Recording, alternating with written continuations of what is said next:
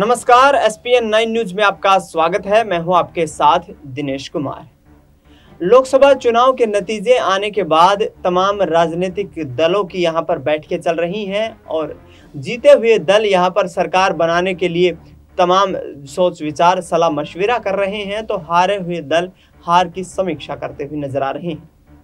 उत्तर प्रदेश की बात करें तो उत्तर प्रदेश की राजनीति में 80 लोकसभा सीटों में इंडिया गठबंधन ने 43 सीटें जीतकर इतिहास रच दिया है।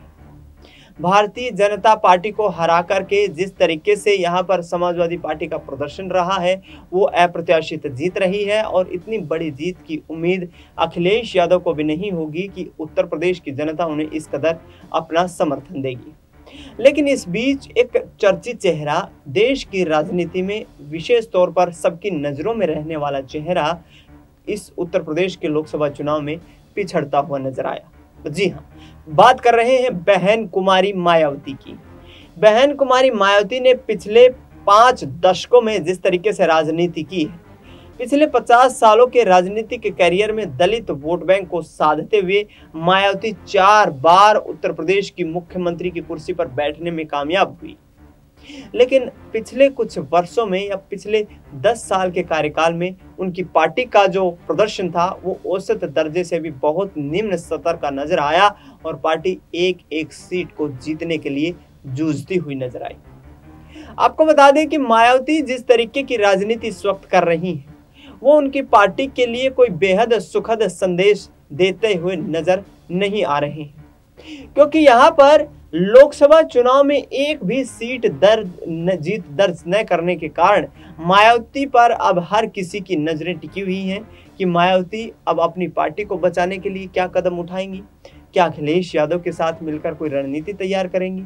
क्या कांग्रेस पार्टी के साथ मिलकर के इंडिया गठबंधन को मजबूत करने का काम करेंगी, या फिर भारतीय जनता पार्टी को साथ लेकर के या उस गठबंधन में शामिल होकर के और अपनी राजनीति को कहीं ना कहीं बचाने की कोशिश करते हुए नजर आएंगी।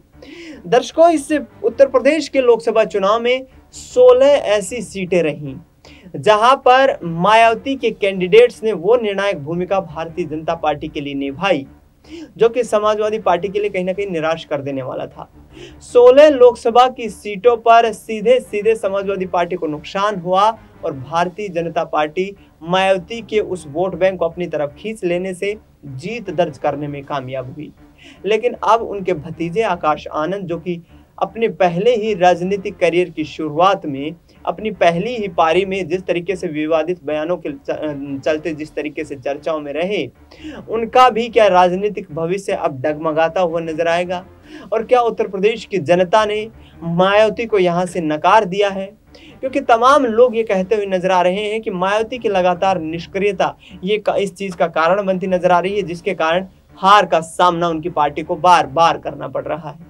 देखना ये होगा कि आकाश आनंद को क्या जिम्मेदारी दी जाएगी और क्या मायावती एक बार फिर से स्वयं में ऊर्जा का संचार करके आगामी रणनीतियां तैयार करती हुई नजर आएंगी।